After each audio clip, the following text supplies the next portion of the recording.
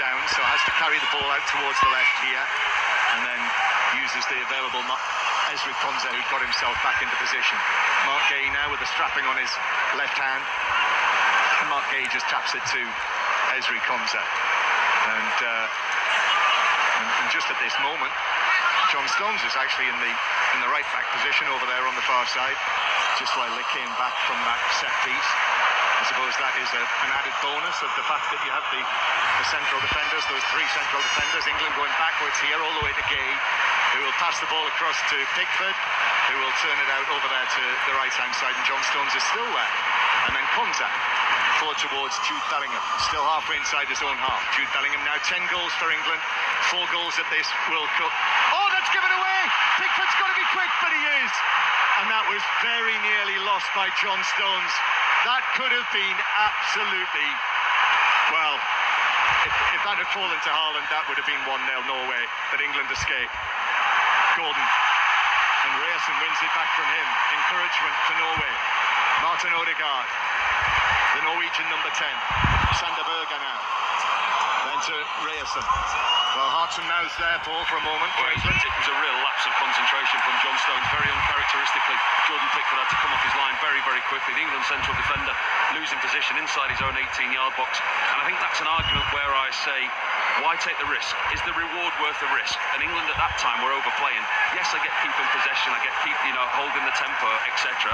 But actually, where you're playing in those areas, you get no reward from it, and the risk far outweighs the reward. I remember Thomas Tuchel saying to us when the squad was announced, he was inevitably asked, what will it take for England to win this World Cup? And I remember him saying, nerves of steel, but also a bit of luck.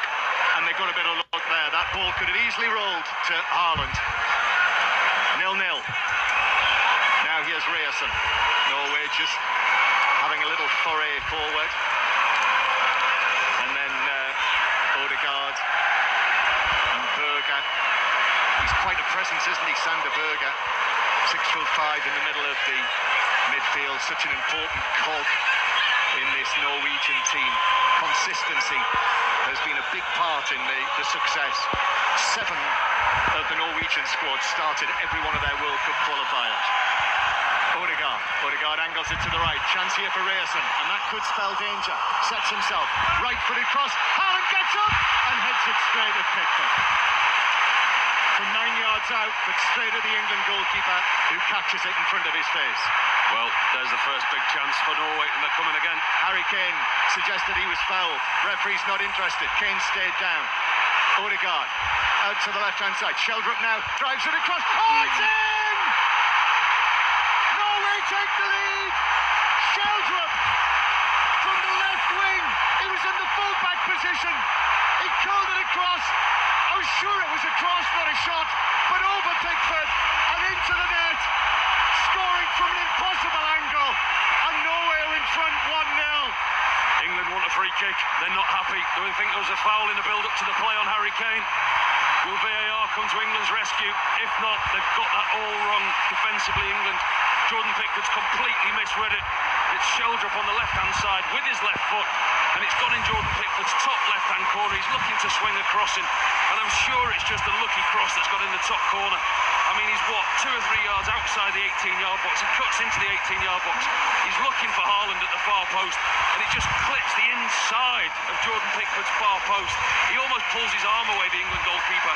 It's a cross shot, but it's a brilliant finish. I'm sure he was looking for the arriving Haaland at the back post, but it's gone in. And I'm not sure Harry Kane's got a case. VAR will be having a look at that. I think when the tackle came in on Harry Kane, I think he got the ball first before Kane. I don't think England have got a case to answer for that. I don't think this goal will be overruled, unfortunately, from an England point of view. I mean, it was a cross-come shot. He was definitely looking for Haaland at the far post. Jordan Pickford completely misreads it, goes with his top hand and pulls it away. Hits the inside of his far post, right in the top corner. And for Norway, it's a dream start. Norway goal is confirmed in the 36th minute. And just as against DR Congo, England have fallen behind. Norway 1, England 0. And it is the Benfica winger, Andreas Sheldrup, who scored as Kane tries to flick the ball on, which he does, but all the way through to goalkeeper Neeland. So Sheldrup, who set up, remember, the 2 goals for Erling Haaland against Brazil, well, now he's got his first World Cup goal. A little bit of a freak, but he had a goal, he hit it well, and it ended up over Pickford and into the net. Well, that's a goal to add to his 3 assists. I mean, he's been a key player. We're actually quite surprised before the game that Nusa didn't start the game, but he's certainly valued his selection already on that left-hand side. It's the only real danger that Norway have carried. They've had very little opportunity in England's half. England have dominated the possession, they've dominated the territorial advantage, like we quite often say about them, but they just haven't been able to materialise anything in a forward fashion. Norway get one opportunity there. Yes, it was a fluke. Yes, it was a freak, but England got punished. This will be tough for England in these conditions. And I know we often point out that they fell behind in every knockout round 2 years ago in Germany and still reached the final. And as I say, it came from behind against DR Congo as well.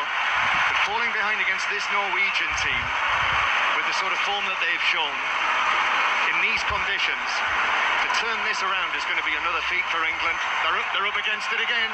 It's the first time that Norway have scored against England. This is the 5th game. The previous 4 they hadn't scored against England. So now defensively they've got something to hold on to. Anthony Gordon tugs the shirt of Ryerson.